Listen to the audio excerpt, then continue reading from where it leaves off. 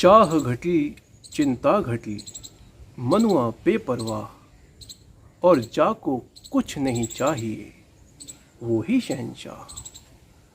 जिस आदमी की कामनाएं जितनी कम होंगी, उसकी चिंताएं भी उतनी ही कम होंगी, और वो आदमी उतना ही आज़ाद होगा। क्योंकि जो गुलामी का आधार है वो है कामनाएं। हमें किसी से कुछ चाहिए, तभी तो हम उसकी गुलामी करते हैं, तभी तो उसको हम सहते हैं। यदि हमें किसी से कुछ चाहिए ही नहीं, तो हमें उसकी गुलामी करने की कोई आवश्यकता नहीं है, उसे सहने की कोई आवश्यकता नहीं है। तो हमारी सारी चिंताओं और दुखों का कारण है हमारी कामनाएं। तो धर्म के रास्ते पर चलने का सबसे बड़ा फायदा ये है कि हमारी कामनाएं कम होने लगती हैं, और जब हमारी कामनाएं कम होने लगती हैं तो हमारा जीवन सरल होने लगता है, सादा होने लगता है।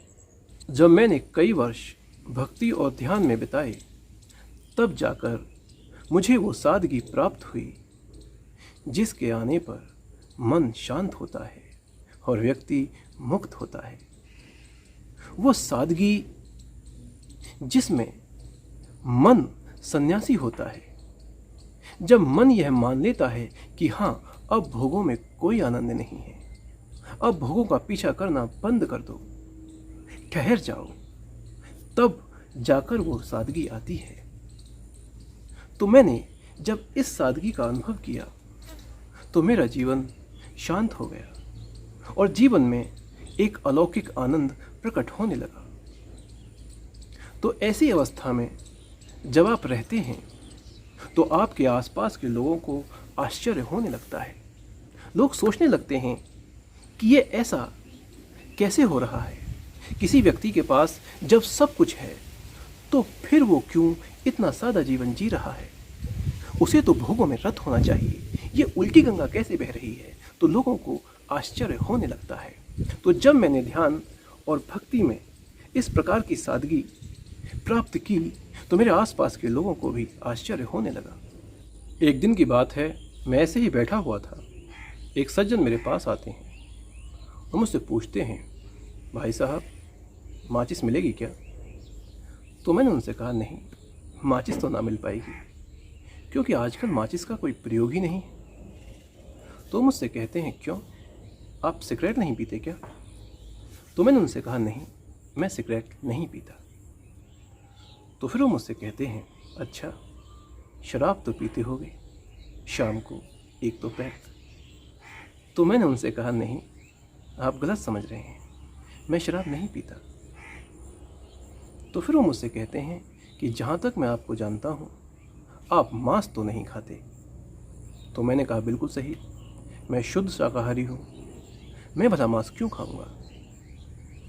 तो फिर वो थोड़ी देर चुप रहते हैं और मुझसे पूछते हैं, तो फिर एक बात बताइए कि आपका खर्चा क्या है?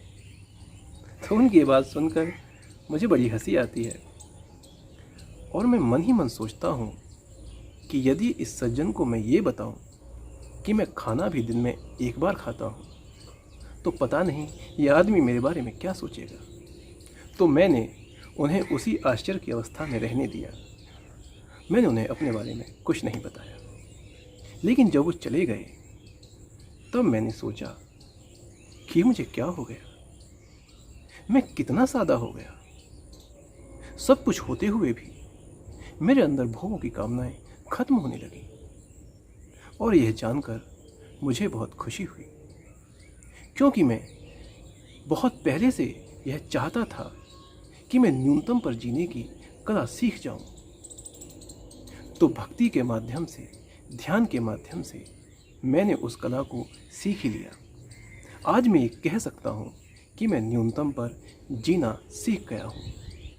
ये सच है कि मेरा जीवन आज बहुत सरल है, बहुत सादा है। मेरे खर्चे बहुत कम हैं, और मेरे खर्चे बहुत कम इसलिए हैं क्योंकि मेरी इच्छाएं बहुत कम हैं, और मेरी इच्छाएं बहुत कम इसलिए हैं क्योंकि मेरी अधिकतर इच्छाएं पूरी हो चुकी हैं। मुझे ईश्वर ने सब दिया और सही समय पर दिया। जितने भी भोग भोगे जा सकते थे, जो भी भोगने लायक भोग थे, वो मैंने भोगे और ढंग से भोगे। और यह जाना कि भोगों के बारे में लोगों ने झूठी अफवाहें उड़ा रखी हैं, इनमें इतना भी मज़ा नहीं है जितना कि लोग बताते हैं। और दूसरी बात कि इन भोगों की एक कीमत है, और वो कीमत सिर्फ पैसा नहीं है। पैसा तो बहुत छोटी कीमत है।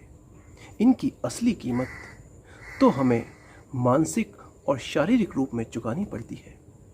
दुनिया के जितने भी भोग हैं, ये मन को अशांत करते हैं और कहीं ना कहीं शरीर पर भी दुष्प्रभाव डालते हैं। तो जब भोग के आनंद की सत्यता मैंने जानी, जब मैंने यह जाना कि यह आनंद उतना भी नहीं है जितना कि बताया गया था, और इस आनंद की एक बहुत बड़ी कीमत है, ये आनंद ही हमें गुलाम बनाता है, ये आनंद ही हमारे जीवन को जटिल करता है, चिंताग्रस्त करता है। तो जब मैंने यह जाना तो भोगों के आनंदों से मैं दूर जाने लगा और एक ऐसा आनंद तलाशने लगा जो आनंद मुझे मुक्त करे, जिसके लिए मुझे किसी और पर निर्भर ना होना पड़े। और मेरी किस्मत कि मुझे एक ऐसा आनंद मिला, अपने ही अंदर मिला। एक ऐसा आनंद जिसके सामने भोगों के आनंद तो कुछ भी नहीं है, कोई तुलना नहीं। ये आनंद इतना कल्याणकारी और श्रेष्ठ है कि इसे भोगों से तोला ही नहीं जा सकता। ये आनंद हमारा है, हमारा अपना। इसके लिए हम किसी व्यक्ति, वस्तु या परिस्थिति पर निर्भर नहीं हैं। इसे हम जब चाहें जब प्राप्त कर सकते हैं। इसकी बस एक ही शर्त है, और वो शर्त है भोगों की इच्छाएं छोड़ दो। जैसे ही इच्छाएं छोड़ोगे, ये आनंद प्रकट होने लगेगा। तो जब इस आनंद की लत साधक को पड़ने लगती है, तो वो अपने आप भोगों को छोड़ने लगता है, वो भोगों से दूर जाने लगता है, उसकी इच्छाएं कम होने लगती हैं।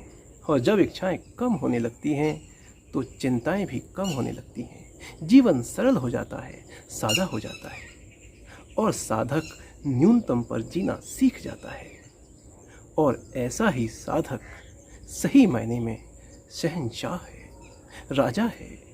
उसी ने इस दुनिया को समझा है, उसी ने इस दुनिया को जीता है, वही विजेता है, बाकी तो सब हारे हुए हैं।